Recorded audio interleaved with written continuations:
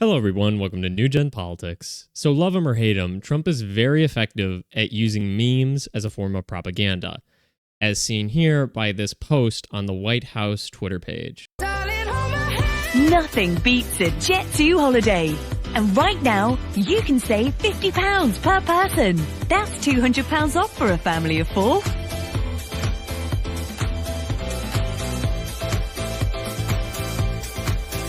But now, with Jet2 Holidays. So obviously he's got the Jet2 meme in there. It's showing that, well, all the illegals, you're going to have to go back, and we're kind of making fun of you for thinking you get to stay in the country. That's kind of the effect it's having. It's saying all your worries, all your protests, everything you try to do to stop us is just a joke to us because we're going to find you, we're going to arrest you, we're going to deport you. And this is meant to instill kind of a contradictory sense of fear, right? So you're taking a serious topic, you're making light of it to show that you have a superior position. Essentially, that's kind of the point. And this is good effective propaganda because what you want is you want these people to deport, to self-deport.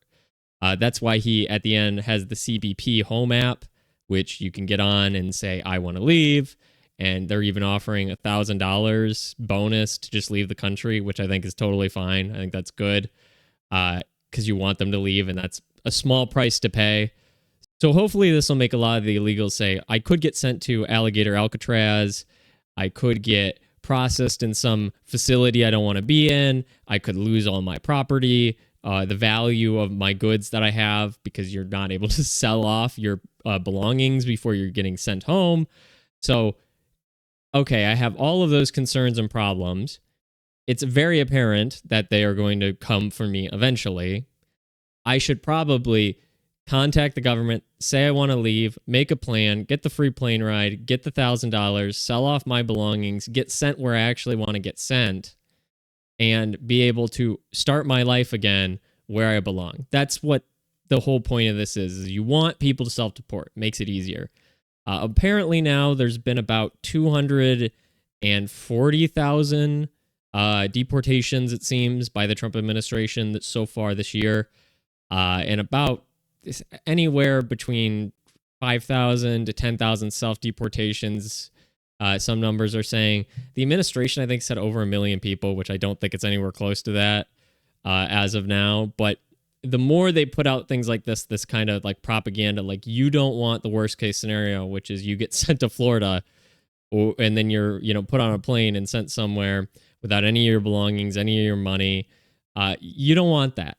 Make a plan, organize, get sent home, do it the right way. And the more propaganda they put out like this, hopefully the more people will self-deport. The more normal that is, the safer process that becomes, hopefully more people will do it. Because you're probably never going to physically restrain and kick out 40 million people. It'd be so hard. It would take so much time. Like I said, you've only had like 250,000 people so far. That's not going to cut it when we probably have like 40 million illegals. That will take way too much time. You need them to self-deport. And so you want to kind of scare them into leaving and say, like, your number is coming up eventually. So, we can do this the easy way or the hard way. And so Trump is pretty effective at using memes. He's pretty topical. I think despite being the president of the United States, he is chronically online like the rest of us.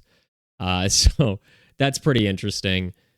There's going to be complaints and backlash about this. Obviously, people are going to say it's dehumanizing. And a lot of people have been comparing the Alligator Alcatraz and a lot of these detainment facilities to the Holocaust because, everything's got to be compared to the Holocaust. And saying that they're concentration camps, which is not true because you're not, genociding a people or, euthanizing them. It's like you're just putting them there. You're processing them and you're sending them home. And it's kind of supposed to not be comfy, right? You're not here legally. You've committed a crime. It's essentially a prison. And so, yeah, it's not going to be comfy. Like, what? You were expecting a holiday vacation for your temporary internment? No, it's not going to be that great. There is a way to avoid it, though, which is just leave. Just leave of your own volition. The government's making it easy too. They're offering you money. They're offering the free plane ride. They're offering the process to help you leave. And so they're like going out of their way to make it as easy as possible. But people still don't want to do it. It's like, it's not a concentration camp if you can just walk out. Say, I don't think I want to be here. I think I would like to just leave. And they say, oh, okay, you can leave. Yeah, that's not a concentration camp. So that's pretty ridiculous. It makes light of serious incidents like that throughout history. You're basically watering down real history by comparing, a 3-night stay in essentially a dorm to a literal concentration camp. That's pretty ridiculous.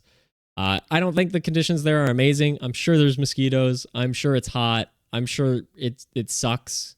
No one's saying it's great, but it's totally avoidable. Just leave. Get on the app. Everybody has a phone. And if you don't, there's other ways you can go about it as well. So I'm glad to see stuff like this. I'm glad the White House is posting things like this. Yes, is it blatant propaganda? Yes, but it's good. It's for the reason of we want you to leave in the way that is best for everybody. You don't have confrontations with ICE. You don't have all your possessions, confiscated. Things can move peacefully. We can get this going in a very safe and streamlined way. That's what I want to see. I think that's what most people want to see. It's hard to argue against having a solid program for self-deportations. Yes, are they being forced into it? To a certain degree, but they all have to go eventually. And so you have the choice, take the choice, go home of your own volition, and let's get our country back. We've already seen the benefits of the massive deportations, which I said, it's only like 250,000 so far, but like LA has basically no traffic anymore. The hospitals are not overrun anymore.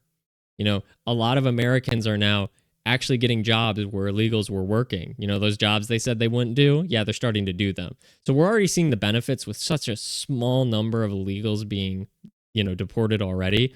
When that number gets up to the full amount, it'll be even better. That's what America is. It's our country for Americans, for us to use our hospitals, get our jobs. This is not your economic zone. You have to go home. If you're going to get sent home, I want it done in the safest, cleanest, most humanitarian way possible. But the only way that happens is if you participate in that, if you accept that deal. And if they have to scare you into taking that deal, that's probably the best case scenario for everybody, because we have to get them all out. And I would like to not see people interacting with ICE. I think anytime you interact with law enforcement, there is a chance of escalation. There's a chance of conflict. You don't want to see that, right? I would love to not have to see people getting like physically arrested, but they have to go back. And that's the sort of thing that happens when you don't go with the easier, safer alternative. So that's my thoughts on this. If you made it all the way through the video, I appreciate it. If you like the content, like, share, subscribe. Let me know what you think down in the comments below. And thank you for watching.